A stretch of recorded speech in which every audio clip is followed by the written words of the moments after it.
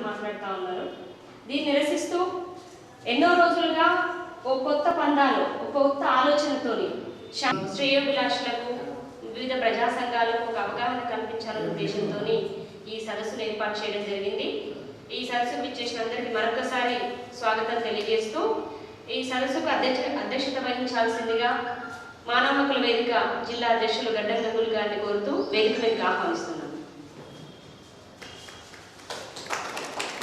అట్లాగే ఈ సదస్సుకు ప్రధాన వక్తగా విచ్చేసిన మా హెచ్ఆర్ఎఫ్ రాష్ట్ర అధ్యక్షులు గురపటి మాధవరావు గారిని వేదిక మీదకి రావాల్సిందిగా కోరుతూ ఆహ్వానిస్తున్నాను.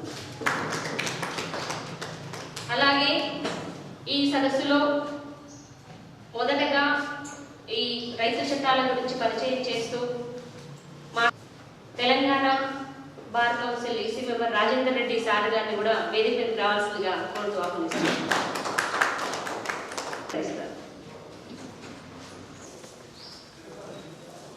మిత్రులందరికీ మానవ హక్కుల వేదిక జిల్లా కమిటీ తరఫున ఈరోజు మీ అందరూ తెలుసు,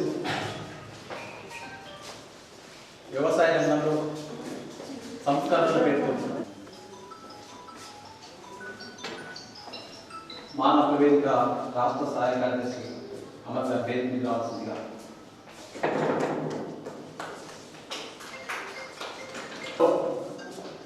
అధికారంలో ఉన్నటువంటి బీజేపీ ప్రభుత్వం వ్యవసాయ రంగంలో సంస్కరణ పేరుతో వ్యతిరేకంగా ఢిల్లీ సరిహద్దులో 3 నెలలుగా అది సంకల్పంతో రద్దు చేయాల్సిందే అని చెప్పేసి పెద్ద ఎత్తున ఆనందించినటువంటి ఉత్పత్తుల వ్యాపార వాణిజ్యం చట్టం ఒకటి, రెండవది వ్యవసాయదారులకు ధరల హామీ, వ్యవసాయ సేవల ఒప్పందం, మూడవది అలో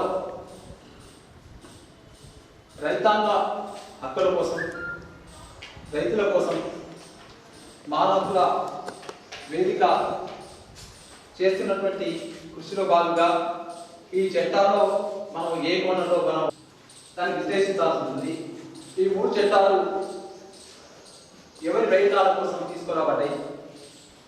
ముఖ్యంగా ఈ చట్టంలో చాలా కాలంగా రైతులు సంక్షోభానికి, ఈరోజు కొనసాగుతున్న రైతుల ఆత్మహత్య మరపరకు ప్రధానమైన కారణంగా పండించినటువంటి పంటలకు గిట్టుబాటు ధర అందకపోవడం వల్లే చాలా మంది పెట్టుబడి చేసి కాక రైతుల ఆత్మహత్యల పరంపర అనేది ఈరోజు దేశంలో, రాష్ట్రంలో అన్ని చోట్ల జరుగుతున్నటువంటి పరిస్థితి దయనీయమైనటువంటి. ఈ పంటలకు కేంద్ర ప్రభుత్వం ప్రకటిస్తున్నటువంటి ఎంఎస్పి కనీస మద్దతు ధర చాలా లోపభీష్టంగా క్షేత్రస్థాయిలో లేకుండా ఈరోజు మద్దతు ధర ప్రకటిస్తూ ఉంది. దేశంలో ఉన్నటువంటి మొత్తం జనాభాలో దాదాపు 75 కోట్ల మంది ప్రజలు వ్యవసాయ రంగాన్ని పంటలో కేవలం 22 రకాల పంటలకే కనీస మద్దతు ధర ప్రకటిస్తున్నటువంటి పరిస్థితి. పంటలు గిట్టుబాటు ధర సంక్షోభంలో, వ్యవసాయ రంగం సంక్షోభంలో ఉంది. ఇటువంటి పరిస్థితిలో కేంద్ర ప్రభుత్వం తీసుకొచ్చినటువంటి చట్టాన్ని మనం అర్థం చేసుకోవాల్సి, రైతుని అర్థం చేయాల్సినటువంటి అవసరం ఉంది. మరోవైపు చూసినట్టయితే ఢిల్లీలో అనేక రకాల కుతంత్రాలు ఆలోచన చేసినటువంటి పరిస్థితి ఉంది. మనం బీజేపీ ప్రభుత్వంలో భాగస్వామ్యమైనటువంటి పక్షాలు కూడా పంజాబ్లో శిరోమణి అకాలీదళ్ కానీ, తమిళనాడు అన్నాడీఎంకే కానీ ఈ పార్టీలను కూడా వ్యతిరేకిస్తున్నాయి.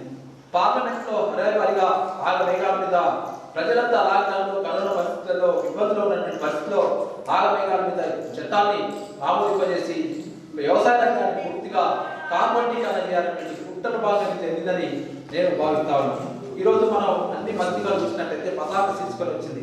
నీతి ఆయోగ్ సమావేశంలో ఏం చెప్తుందంటే నరేంద్ర మోడీ వీడియో కాన్ఫరెన్స్ లో మాట్లాడుతూ మొత్తం ప్రైవేట్ రంగం చాలా ఉత్సాహంతో ఉంది, ఆ యొక్క శక్తిని, ప్రైవేట్ రంగం యొక్క శక్తిని వినియోగించుకోవాల్సిన అవసరం ఉంది, అయితే దేశంలో వ్యాపారం వాణిజ్యం అనేది కూడా సులభతరం అవుతుంది అనేది నిశ్చితుగా ప్రైవేటీకరణకు, కార్పొరేటీకరణకు దేశ రాజ్యాంగబద్ధంగా ఎన్నుకోబడినటువంటి ప్రధానమంత్రి పీఠంలో ఉన్నటువంటి నరేంద్ర మోడీ గారు ప్రైవేటీకరణకు వత్తాసు పలుకుతున్నటువంటి, కార్పొరేట్ వత్తాసు పలుకుతున్నటువంటి పరిస్థితి ఈరోజు స్పష్టంగా కనిపిస్తుంది. ఈ 3 చట్టాలు కూడా పూర్తిగా, ఇంకో విషయం ఏంటంటే వ్యవసాయ రంగాన్ని పూర్తిగా కార్పొరేటీకరణ చేయాలన్నటువంటి కుట్రల భాగాన్ని 3 చట్టాలు తీసుకురావడం జరిగిందని నేను భావిస్తున్నాను. అట్లాగే ఈ చట్టాల యొక్క పూర్తి విశ్లేషణని ఇంకా లీగల్గా కానీ లేక న్యాయపరంగా కానీ లేక దీన్ని కూడా అనేది వక్తలు ప్రధాన వక్తలు ఉన్నారు, మాట్లాడతారు. ముందుగా మన గౌరవనీయులు తెలంగాణ బార్ కౌన్సిల్ సభ్యులు రాజేంద్ర సార్ మాట్లాడుతున్నారు. గడ్డంగంగులు గారు, సీనియర్ న్యాయవాది, human rights forum state president Madhavarao గారు, ప్రధాన కార్యదర్శి గారు, and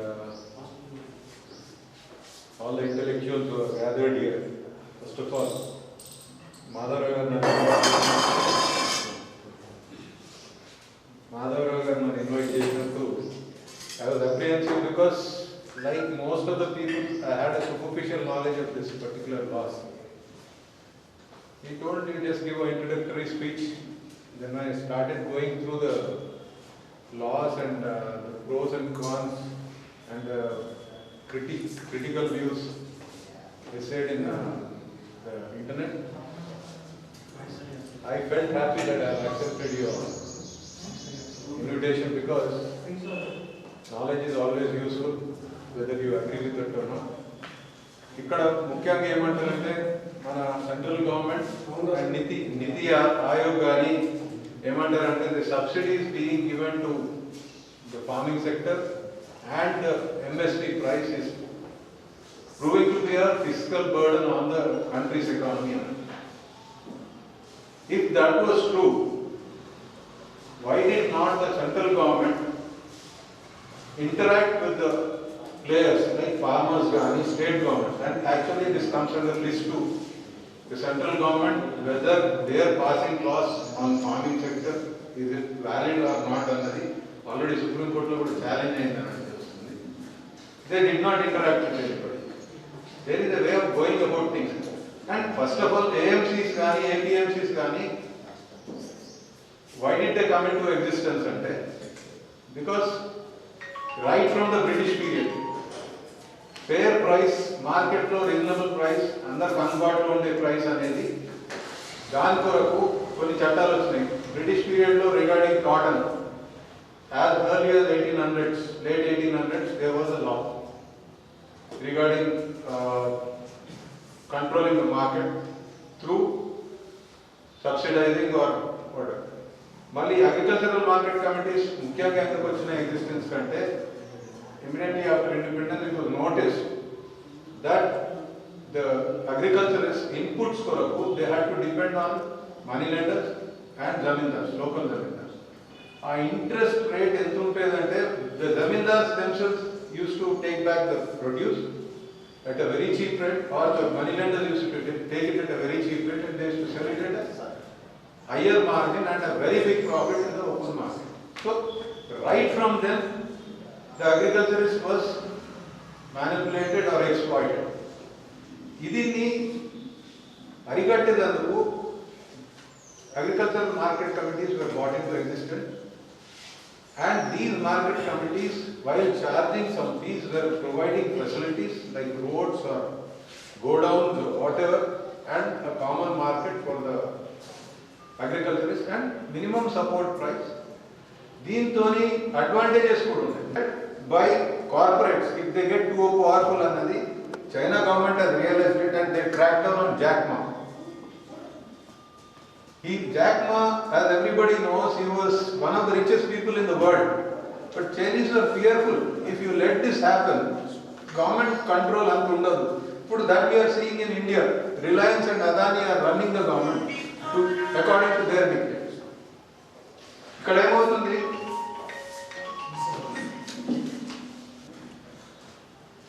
Government em claim chestadi, the intent behind this legislation is middleman ఇది చేస్తామంటారు.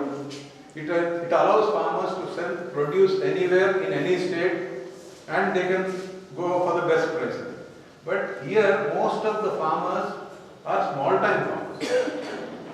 Can they ship their meager produce for a better price to another state? Do they have the wherewithal financially or not? AMCs will become defunct over a period of time due to loss of income and due to disuse of AMCs. So this is not a well thought out of law, and it will eventually lead to the closure of AMCs and eventually lead to the loss to to the farmers. Well, the MSPs with a guarantee, MSP is the one to know. They are not giving anything in writing. There is no guarantee that they will continue the MSPs. Minimum support price, continue here.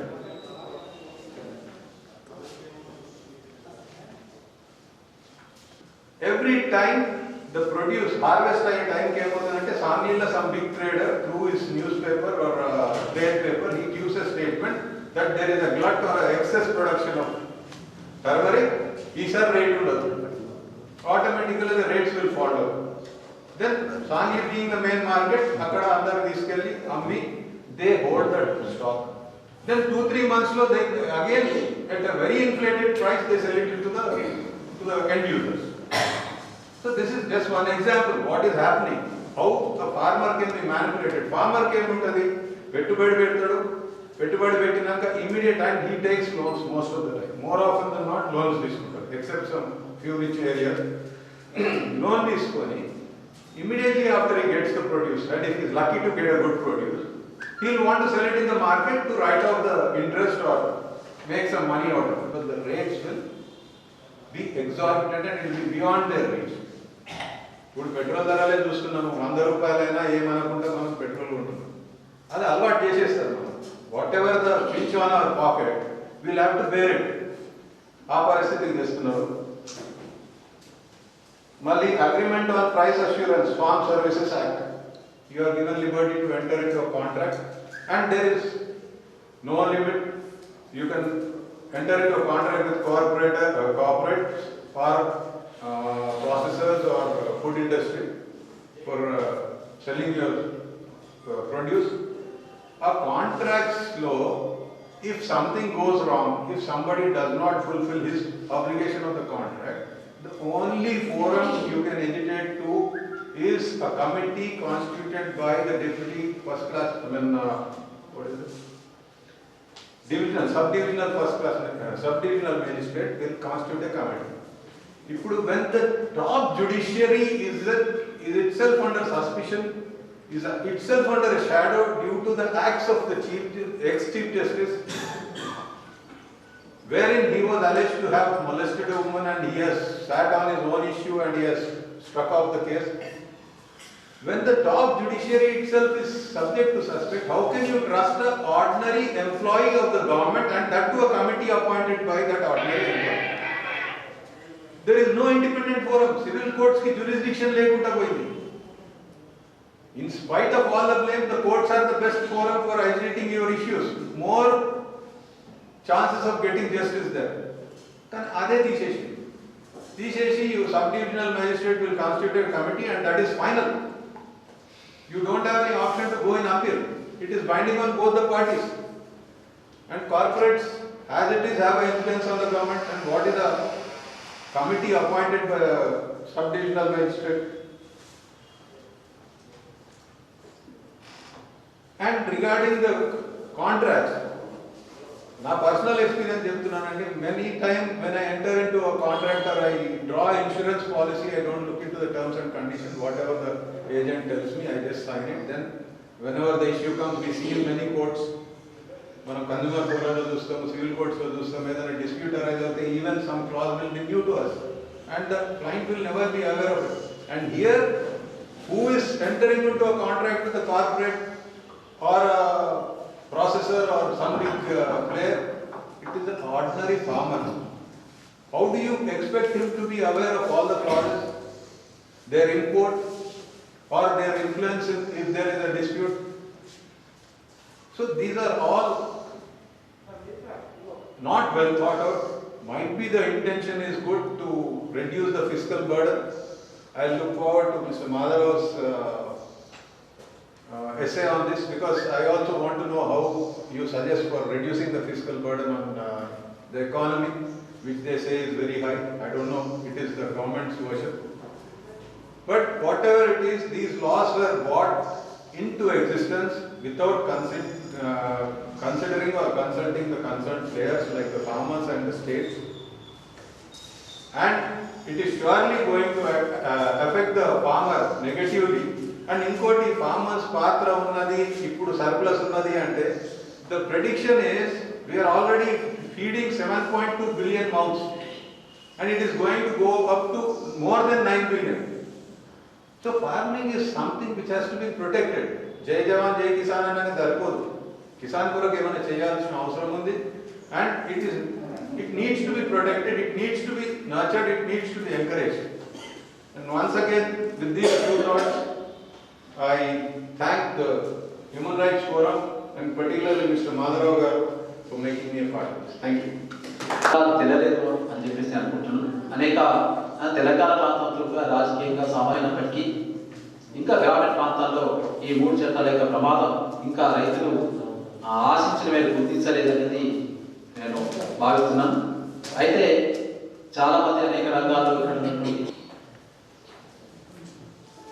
వేదిక మీద ఉన్నటువంటి తెలంగాణ రాష్ట్ర bar council సభ్యులు రాజేందర్ రెడ్డి గారు, మా సంస్థ రాష్ట్ర సహాయ కార్యదర్శి అహ్మద్ షేక్, వీరు మెదక్లో ఉంటారు. పెద్ద పెద్ద పెట్టుబడిదారీ కంపెనీలకు ఎట్లా సహాయం చేసే రకంగా ఉన్నాయని. అయితే కూడా అధికారంలో ఉన్న ప్రభుత్వం మాత్రం ఇట్లాంటి వాదనలను అంగీకరించడం లేదు. వాళ్ళు ఏమంటున్నారంటే, ముందుగా ప్రభుత్వం ఒక మాట అంటాను నేను, ఒకటేమో కాంట్రాక్ట్ వ్యవసాయ చట్టము, రెండోదేమో స్వేచ్ఛ మార్కెట్ చట్టం. ఇంత పొడుగుంది చట్టం, పేరు చదివారు కదా, అంత పొడుగు చట్టం పక్కకు పెట్టేసి ఒకటేమో కాంట్రాక్ట్ ఫార్మింగ్ చట్టము, రెండోదేమో స్వేచ్ఛ మార్కెట్ చట్టము అన్నాము, మూడోదేమో నిత్యావసర సరుకుల చట్టానికి చేసిన సవరణ. చాలా చిన్నది అది, కానీ చాలా అతి ప్రమాదకరమైంది. ఏమిటంటే దీంట్లో ఎందుకు కాంట్రాక్ట్ ఫార్మింగ్ తీసుకొస్తున్నామన్నారు? ఎందుకు కాంట్రాక్ట్ ఫార్మింగ్ తీసుకొస్తున్నామన్నామంటే, మార్కెట్లో ఏ ఉత్పత్తులకి డిమాండ్ ఉంటుంది అనేది రైతు తన అజ్ఞానం వల్ల, తన వెనకబాటుతనం వల్ల తెలుసుకోలేకపోతున్నాడు. ఇది మార్కెట్ని అధ్యయనం చేసేటటువంటి, సర్వే చేసేటువంటి వాళ్ళు చూస్తే ఏ ప్రోడక్ట్కి అంటించే రకంగా రైతులతోటి కాంట్రాక్ట్ చేసుకుంటే బాగుంటుంది. ఆ రైతులతో కాంట్రాక్ట్ చేసుకుంటే రెండవ ప్రయోజనం కూడా రైతులకు జరిగేది ఏమిటి అంటే, ఫార్మ్ సర్వీసెస్ అంటే రైతు సాగుకు సంబంధించినటువంటి సేవలు కూడా వాళ్ళు తేలిగ్గా పొందగలుగుతారు. ఈ 2 అంశాలు దీంట్లో ఉంటాయి. ఒకటి, రైతు తను పండించిన పంటని ఏ ధరకి అమ్ముకోవాలి అనేది ముందే నిర్ణయించుకోవచ్చు. రైతు తనకు అవసరమైనటువంటి సాగు సేవలు ఏమిటనేవి కూడా ఆ సాగు సేవల ప్రొవైడర్ దగ్గర నుంచి పొందవచ్చు. ఇవి 2. రెండవ చట్టము స్వేచ్ఛ మార్కెట్ చట్టం. దీని ప్రకారం ఏంటంటే, రైతులకు ఇప్పుడు అగ్రికల్చర్ ప్రొడ్యూస్ మార్కెట్ కమిటీల చట్టం కింద ఏర్పడ్డ మార్కెట్లు, ఉదాహరణకి మన నిజామాబాద్ మార్కెట్ యార్డ్ ఉందనుకోండి, అట్లాంటి మార్కెట్ యార్డులు ఏ చట్టం కింద ఏర్పడ్డాయో అవన్నీ కూడా స్వేచ్ఛ మార్కెట్కి ప్రతిబంధకంగా ఉన్నాయి. ఎందుకు? దాని ప్రకారం ఏం చేయాల్సి వస్తుందంటే, ఆ చట్టం ప్రకారం అగ్రికల్చర్ ప్రొడ్యూస్ మార్కెటింగ్ కమిటీ అంటే వ్యవసాయ ఉత్పత్తుల మార్కెటింగ్ కమిటీ తీసేసి, ఇప్పటివరకు ఉన్న మార్కెట్ యార్డ్ అనేటువంటి పదం తీసేసి ఇప్పుడు కొత్తగా ట్రేడ్ ఏరియా అనేటువంటి ఒక నిర్వచనాన్ని తీసుకొచ్చారు. ఆ ట్రేడ్ ఏరియాలో ఎలాంటి లైసెన్స్ లేకుండానే, ఎలాంటి రుసుములు లేకుండానే వ్యవసాయ ఉత్పత్తుల్లో తీసుకొచ్చిన దానికి ఉద్దేశం గవర్నమెంట్ చెప్పింది. మూడోది ఏంటంటే, చట్టానికి తీసుకొచ్చినటువంటి సవరణ. ఇది ఒకటే సెక్షన్ 3 కింద చాలా 10 మంది లాయర్స్ ఉన్నారు. అందరికీ ఎసెన్షియల్ కమోడిటీస్ యాక్ట్ కింద 1వ కేసులు వేసి ఉన్నవాడు. దీని కింద ఏంటంటే సెక్షన్ 3 కింద కంట్రోల్ ఆర్డర్స్ ఇచ్చేవాడు. కంట్రోల్ ఆర్డర్స్ అంటే ఇప్పుడు PDS సిస్టమ్ ఏదైతుందో, పబ్లిక్ డిస్ట్రిబ్యూషన్ సిస్టమ్, దాని కింద ఇస్తుంది కూడా ఆ కంట్రోల్ ఆర్డరే. ఒకటి మనకి ఎన్టీ రామారావు గారి టైంలో ఇడ్లీ తినాలన్నా కానీ కంట్రోల్ ఆర్డర్ లేదు. హోటళ్ళు పలానా ధరకు మాత్రమే సాంబార్ చట్నీలతో 3 ఇడ్లీలు ఇవ్వాలి, ధర అంతా బరువు ఉండాలి. అది ఒక control order essential commodities act కింద ఇచ్చినటువంటిది. ఫెర్టిలైజర్ కంట్రోల్ యాక్ట్ కింద దాని కింద ఇచ్చినటువంటివి. డ్రగ్స్ కంట్రోల్స్ యాక్ట్ అవుతున్నాయి, డ్రగ్స్ కంట్రోల్ ఆర్డర్స్ అవుతున్నాయో అవి కూడా ఆ కంట్రోల్ ఆర్డర్స్ కూడా ఎసెన్షియల్ కమాడిటీస్ యాక్ట్ కింద ఇచ్చినటువంటివి. ఇప్పుడు ఏంటంటే ఇట్లాంటి కంట్రోల్ ఆర్డర్స్ అనేది ఉండవు ఇక. అంటే నియంత్రణ చేయటం కోసం అది వ్యవసాయ ఉత్పత్తులు కావాల్సిన అవసరం లేదు, నిత్యావసర సరుకులు ఏవైనా సరే వాటిని అదుపు చేయడం కోసం, వాటి మార్కెట్ బ్లాక్ మార్కెటింగ్ పాల్పడకుండా ఉండేందుకోసం, పెద్ద ఎత్తున నిల్వలు పెట్టకుండా ఉండేందుకోసం ఆ చట్టం తీసుకొచ్చారు 1955లో. ఇప్పుడు ఆ సెక్షన్ 3 ఒక సబ్సెక్షన్ చేర్చారు. ఆ సబ్సెక్షన్ చేర్చడంలో ఏంటంటే ఉద్దేశము కంట్రోల్ను, అంటే నిల్వల మీద కంట్రోల్ని ఎత్తివేయడం. అది ఏ రకంగా పనిచేస్తుందనేది చూద్దాం. ఇది 3 చట్టాల వెనుక ఉన్నటువంటి గవర్నమెంట్ చెప్పినటువంటి ఉద్దేశం. ఎందుకంటే చట్టాలను నిల్వ పెట్టుకోలేకపోతే గవర్నమెంట్ అతిగా నియంత్రణ చేయటం వల్ల వ్యాపారం కుంటుపడుతుంది. ఆ వ్యాపారం కుంటుపడటం వల్ల పెట్టుబడి ఎక్కువగా మార్కెట్లో రావటం లేదు అనేది గవర్నమెంట్ తీసుకొచ్చిన వాదన. ఈ 3 వాదనలను సపోర్ట్ చేయటం కోసం 3 రకాల చట్టాలు తీసుకొచ్చారు. ఇప్పుడు వీటిలో ప్రతిదీ ప్రమాదకరమైందే కానీ ఈ కాంట్రాక్ట్ సాగు చట్టంలోనూ స్వేచ్ఛ మార్కెట్ చట్టంలోనూ కొన్ని సామాన్య అంశాలు ఉన్నాయి. ఈ సామాన్య అంశాలని తర్వాత చూద్దాం. ముందు కాంట్రాక్ట్ వ్యవసాయ చట్టంలో ఉన్నటువంటిది ఏమిటి అంటే రైతు కానీ, రైతు ఏ వ్యక్తితో అయినా సరే, వ్యక్తి అంటే అది ఇండివిజువలే కావాల్సిన అవసరం లేదు, అది కంపెనీ కావచ్చు, ఒక పార్ట్నర్షిప్ కావచ్చు, ఒక సొసైటీ కావచ్చు, లేదా ఒక కోఆపరేటివ్ సొసైటీ కావచ్చు, లేదా లిమిటెడ్ లయబిలిటీ పార్ట్నర్షిప్ కావచ్చు. ఇట్లా ఎన్ని రకాల పేర్లతోటి బయట వ్యాపారాలు జరుగుతుంటాయో, వ్యాపార సంస్థల పేరుతోటి, అట్లాంటిది ఏదైనా కానీ వ్యక్తి అనేటువంటి నిర్వచనంలో తీసుకొచ్చారు. అలాంటి ఏ వ్యక్తితో అయినా కానీ రైతు కాంట్రాక్టు చేసుకోవచ్చు. అది ఎప్పుడు ఆ కాంట్రాక్ట్ కూడా పంట పండించడానికన్నా ముందే దాని ధరలను కూడా ముందే నిర్ణయించుకోవచ్చు. అయితే అట్లా నిర్ణయించుకునేటప్పుడు దాంట్లో ఇంకేమేమి పెట్టడానికి అవకాశం ఉంటుంది అంటే, పెట్టుకోమని అంటున్నారు అంటే దాని నాణ్యత, గ్రేడింగు, తర్వాత ప్రమాణాలు, ఈ 3 కూడా దాంట్లో పెట్టుకోవచ్చు అని. దాంట్లో ఏమన్నారంటే ఒక చాలా కీలకమైన అంశం ఏమన్నారంటే ఈ క్వాలిటీ, గ్రేడింగ్, తర్వాత ప్రమాణాలు అంటే స్టాండర్డ్స్. ఈ స్టాండర్డ్స్ అనేవి కంప్లయన్స్ ఆఫ్ దీస్ థింగ్స్, అంటే వీటిని పాటించటం అనేది పర్ఫార్మెన్స్ ఆఫ్ కాంట్రాక్ట్కి ఒక షరతుగా పెట్టుకోవచ్చు అంట. అంటే చాలా కాంప్లెక్స్గా కనిపిస్తుంది, కాంప్లెక్స్ అయింది, చాలా తేలిగ్గా మామూలు వాళ్ళకి అర్థం కాదు. ఎందుకంటే కాంట్రాక్ట్ని ఒక కాంట్రాక్ట్ చట్టంలో ఉంటుంది. ఆ కాంట్రాక్ట్ చట్టంలో మీ నిబంధనలు లోబడి ఏ కాంట్రాక్ట్ అయినా వ్యక్తులు చేసుకోవచ్చు, వాటిని కాంట్రాక్ట్ చట్టం గౌరవిస్తుంది. అయితే కొన్ని నియంత్రణలకు లోబడి, కొన్ని నియమాలకు లోబడి కాంట్రాక్ట్ చేసుకోవచ్చు. దీంట్లో ఏమన్నాడంటే ముందే రైతు అంటాడు అనుకోండి, రైతు A grades, B grade, C grade, D grade, ఒక ప్రోడక్ట్ ఇన్ని గ్రేడింగ్ కావచ్చు, సార్టింగ్ చేసేటప్పుడు ఎన్నైనా గ్రేడ్స్ కావచ్చు, ప్లస్ ఇస్తాను అని అంటూ ఇంకొక మాట కూడా ఏం చెప్పచ్చు అంటే దాంట్లో కాంట్రాక్ట్లో ఎకనామిక్ ప్రాక్టీసెస్ పాటించడం అనేది కాంట్రాక్టు షరతులకు చాలా కీలకమైనది. అగ్రోనామిక్ ప్రాక్టీసెస్ అంటే ఒక పంట పండించేందుకోసం ఎట్లాంటి పద్ధతులు అనుసరించడం అనేది. అది మనకి వ్యవసాయ విశ్వవిద్యాలయం వాళ్ళు జారీ చేసే వ్యవసాయ పంచాంగంలో ఉంటాయి. ఒక్కొక్క పంటను పండించినట్లుగా వేరుశనగలు పండించలేము, శనగ పంటను పండించినట్లుగా కంది పంటను పండించలేము. కంది పంటకు పండించే విధానం, దాని అగ్రోనామిక్ టెక్నిక్స్ వేరే ఉంటాయి. శనగ పంటకు సంబంధించినటువంటి అగ్రోనామిక్ ప్రాక్టీసెస్ వేరే ఉంటాయి. శనగ పంట ఆగ్రో క్లైమేట్ కానీ అగ్రోనామిక్ ప్రాక్టీసెస్ కానీ కంపల్సరీగా పాటించడం అనేది కాంట్రాక్ట్ షరతుల్లో ఒకటి. మనం చలికాలంలోనే శనగ పంట వేయాలి, శనగ పంట వేయలేం కదా.